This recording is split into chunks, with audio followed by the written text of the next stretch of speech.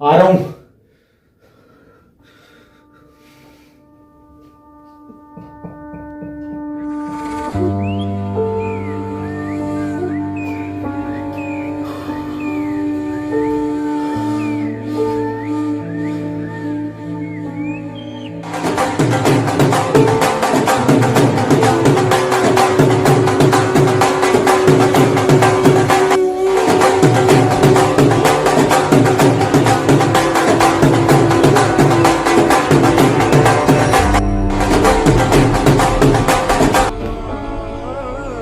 Job लग गई है पर लाइफ भी सेट है। मोटा दहेज मिलेगा भाई को।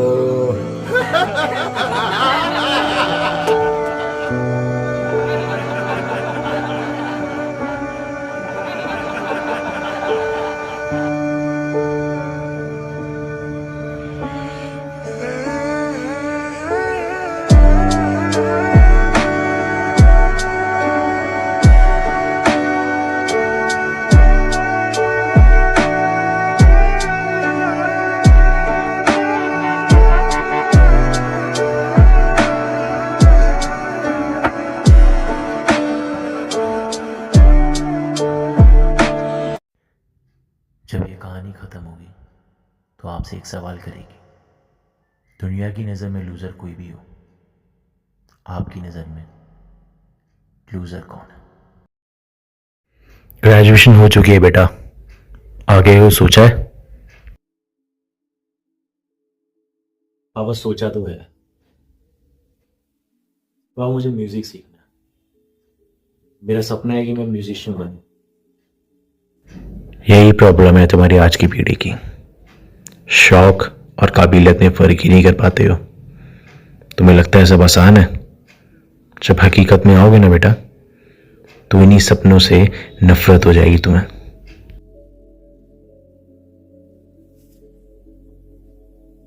पापा अगर समझ नहीं सकते ना तो कम से कम समझने का नाटक ही कर लेते हैं। मेरे लिए सहना तो आसान हो जाता। खैर फिर तो बात ही खत्म। मैं चलता हूं। मैं उन बाप सा नहीं हूं जो अपनी औलाद को सच से दूर करके उन्हें झूठी और कमजोर दुनिया दिखाए, उनकी जिंदगी बर्बाद कर दे। ये जो तू कर रहा है ना, एक दिन आएगा जिस सपने की किताब के लिए तू मुझसे बहस कर रहा है उसका एक एक पन्ना अपने हाथों से चला के तू मेरे पास आएगा, ये याद रखना।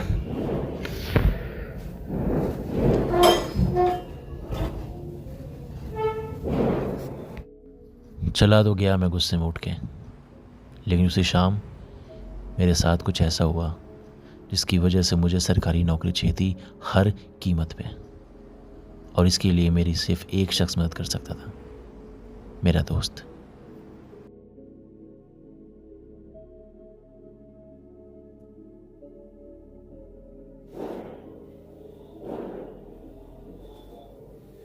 भाई सरकारी नौकरी लगवा दे यार। अबे पागल है क्या? तुझे क्या लगता है इतनी आसानी से मिलती है सरकारी नौकरी? और इतनी आसानी से मिलती तो तेरे जैसा जुलूल बंदा मेरा दोस्त होता। हैसियत देख के दोस्ती होती ना मेरे दोस्त, तो सुदामा जैसे गरीब के दोस्त श्री कृष्ण कभी ना होते। दोस्त तो वो थे, लेकिन दुनिया श्री और जी औदा देख के कृष्ण जी के साथ लगाती है, सुदामा के साथ नहीं। बात तो सही है। खैर छोड़ यार, देख मुझे कुछ नहीं पता सरकारी नौकरी के बारे में, और मुझे वो चाहिए कैसे भी करके। तूने तो प्री भी निकाला हुआ है, और आपको तो AR रहमान बनना था, उसका क्या हुआ? अभी ये ईश्वर मिश्रा बनने का विचार कैसे आ गया? ईश्वर मिश्रा कौन बे? अरे वो तेरे पड़ोस वाला अंकल, अभी जो MCD में है, जिनका सर हाईवे से भी ज्यादा स्मूथ है। हाँ यार, वो टकला मेरे बाप का मुझ पर जबरदस्ती थोपा हुआ आइडियल। और मुझे क्या पता था कि मेरे होने वाले ससुर को भी वो मिश्रा जैसा दामाद चाहिए। होने वाला ससुर? तुझे किसने पसंद कर लिया? छोड़ना है, वैसे भी बहुत लंबी कहानी है। सरकारी नौकरी नहीं लगी ना तो रोहिणी का बाप उसकी कहीं और शादी करा देगा। का बाप तो करेगा ही। रोहिणी से पूछना, अगर तेरी सरकारी नौकरी नहीं लगती है तो उसका दिल हाँ बोल देगा किसी और के लिए। नहीं लगी तो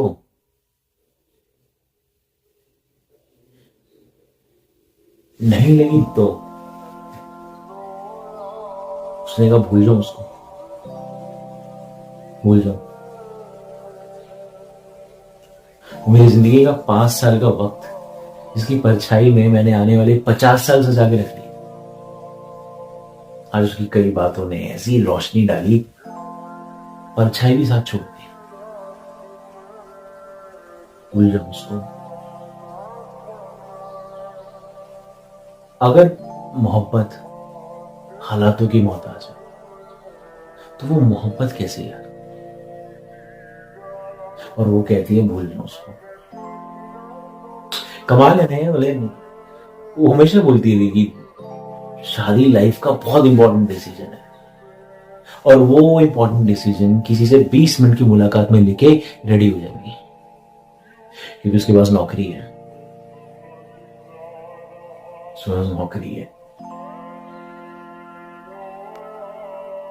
20 मिनट की मुलाकात मेरे 5 साल में भारी पड़ जाएंगे। कोई आएगा उसके घर वालों की पसंद का और उसे वो हाँ बोल देगी और मैं क्या करूं? मैं मैच्योर बनूं, समझूं और भूल जाऊं सब कुछ। क्या हुआ? मुझे नेक्स्ट रिश्ते के बारे में एक बार सोच लेना चाहिए क्योंकि प्यार में कंडीशंस, इफ एंड बट ये सब नहीं होते यार। और अगर होते हैं तो उसे प्यार नहीं कहते। खैर, कोचिंग का नंबर देता हूं तुझे, तू कल जा, आराम से देख समझ, फिर शाम को बात करते हैं। बस अपने दोस्त से सारी डिटेल लेके अगले दिन पहुंच गया मैं कोचिंग इंस्टीट्यूट। लेकिन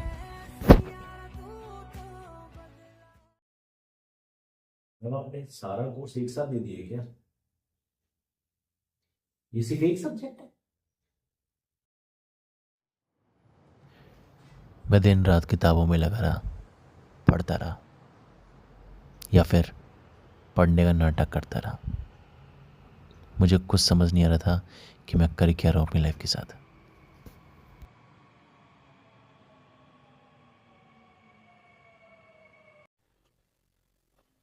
भाई इतना नहीं पढ़ सकता हूँ यार, यार इतना नहीं हो सकता यार। कॉलेज में भी तो तेरी शीट देके पास हो गया था ना, यहाँ भी कुछ ऐसी जुगाड़ लगाओ ना।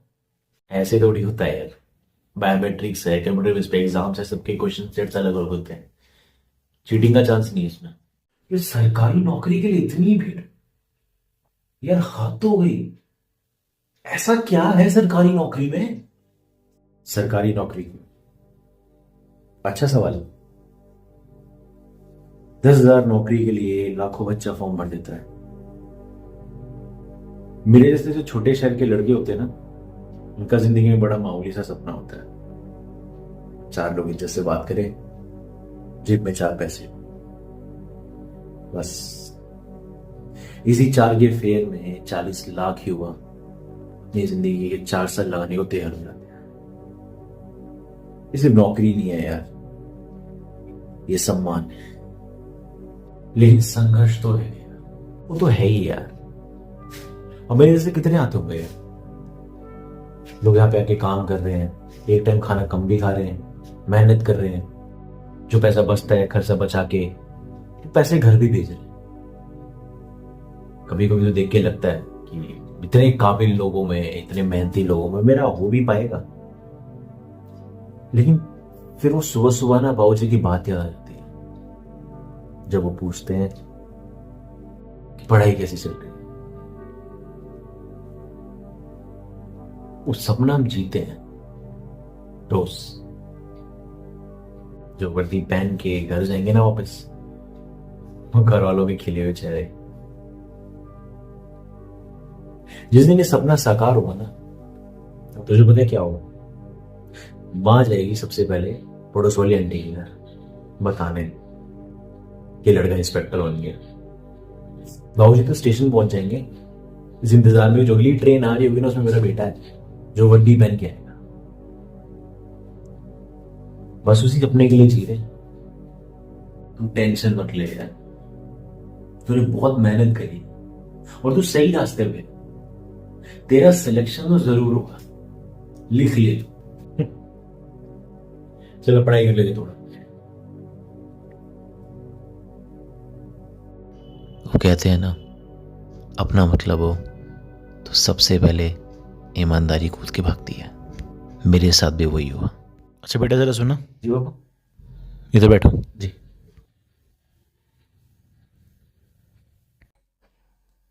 जी कहिए। हमारे इंस्टीट्यूट वालों से बात हुई थी, वो बोल रहे हैं कि थोड़ा मुश्किल है, अगर पास होगा तो मार्जिन पे। पापा है अभी 1 महीना ना मेरे एग्जाम में, मैं कर लूंगा तैयारी, आप टेंशन मत लो। हाँ वो सब तो ठीक है, लेकिन मैंने एक ब्रोकर से बात कर ली है। रोका? है कुछ लिंक्स के थ्रू, उसने बोला वो सारा काम करा देगा। पर पापा ये गलत नहीं है। ये बातें ना सिर्फ कहने और सुनने के लिए अच्छी लगती है, समझा? हकीकत में गलत ही सही होता है। तुझे क्या लगता है तू अकेला है जो पैसे दे के लगेगा? ईमानदारी और सरकारी काम सिर्फ दिखाने के लिए एक पन्ने पे लिखे जाते हैं, असलियत में वही पन्ना बीच से फाड़ दिया जाता है।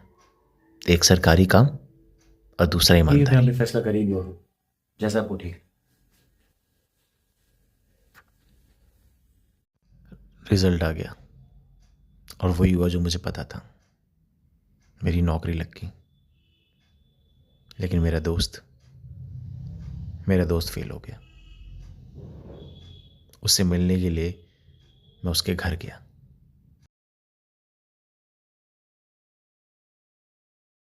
फोन? अरे इंस्पेक्टर साहब, कंग्रेचुलेशंस यार, मुझे बड़ी खुशी हुई, तेरा सिलेक्शन हो गया। ये सब क्या कर रहे हो तुम? पैकिंग? वापस जा रहा हूं ना अपने घर यार। अब इस शहर में मेरा क्या काम? क्या बोल रहे हैं यार, उससे बड़ा एग्जाम क्रैक कर लेगा। नहीं यार, अब नहीं। किसी भी काम के कामयाब होने में ना मेहनत से ज्यादा दिल लगता है, और अब दिल नहीं है। और ऐसा नहीं कि मैं हार मान लूं, वापस जाऊंगा, मेहनत करूंगा, कुछ और काम करूंगा, जो ऐसे सीखा है इतने वक्त में वो दूसरों को सिखाऊंगा। मैं ना तुझे जाने नहीं दूंगा। नहीं यार, क्या करूं रुक के, तो खुद बता। खुद को दिलासा देता रहूं कि इस बार हो जाएगा, इस बार हो जाएगा, जो अब तक करता आ रहा था। यहां मैं अपने सपनों की और उम्मीदों की कागर भरता रहा, तो वहां मेरे माँ बाप खाली हो जाएंगे। अब मैं रुक नहीं सकता। सपना था, ठीक है, नहीं हुआ पूरा। जब सपना एक बार टूटता है ना, एक बार तकलीफ देता है, लेकिन जब ये सपने जिद बन जाते हैं तो बार बार तकलीफ देते हैं। और तू मेरी चिंता मत कर यार, मेरे समाज में इज्जत बेशक कामयाब लोगों की ज्यादा होती है, लेकिन अहमियत नाकामयाब लोगों की ज्यादा है। क्योंकि कामयाब लोग सिर्फ उस एक रास्ते के, उस तरीके के बारे में जानते हैं जिसपे चल के वो कामयाब बने हैं, और वो सबको वही रास्ता बताएंगे। लेकिन नाकामयाब शख्स ऐसे बहुत रास्तों का ज्ञान रखता है जिसपे चल के कामयाब नहीं हो जा सकता। और ऐसे कई रास्तों का ज्ञान लेके मैं जा रहा हूं, तो अच्छा है ना, मैं कुछ कर सकता हूं तेरे लिए। जो भेजी थी दुआ वो जाके बस भूलना चाहिए कि मैं भी तेरी जिंदगी का एक हिस्सा था। रोहिणी के बारे में एक बार फिर सोच ली। जो भेजी थी दुआ वो जाके आसमां से यूं टकरा गई के आ गई है लौट के सदा। हेलो, मुबारक हो सर। ज़्यादा पापा को बोल देना, बची पेमेंट करा देंगे। Thank you. अच्छा, आप एक बात बताओगे, आप लोग ये सब कराते कैसे? ये सब स्ट्रॉन्ग इंटरनल लिंक है, ऐसे नहीं बता सकते। अब इतना दिया है तो कुछ डिटेल तो दो। आगे किसी को बताना हो तो बता सको कि फंसने का वो चांस ना हो। हमारे सब सेंटर्स में लिंक होते हैं, सब जगह पैसा पहुंचता है। जिस भी बच्चे को हमें पास कराना होता है उसको किसी अच्छे बच्चे के सिस्टम से रिप्लेस कर देते हैं। इसके साथ बदलाव आपने मेरे सिस्टम। मोहन शर्मा, सही बताऊं तो मुझे बड़ा दुख हुआ। बेचारा पिछली बार भी प्री निकाला था लेकिन क्या करें, पेमेंट ली है, काम तो करना होगा।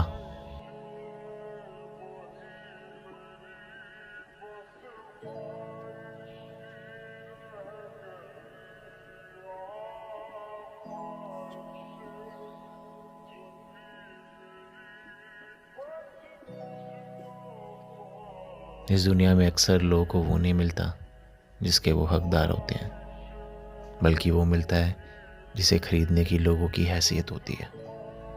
इस दुनिया में न जाने कितने लोग दूसरों का हक मार के जीते हैं, 1, 2 या 4।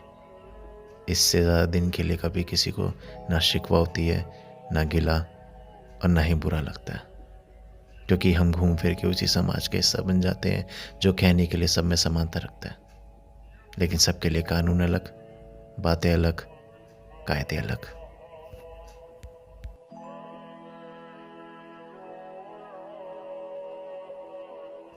आज सब था जो चाहा था, फिर भी पता नहीं क्यों सब बिखर गया।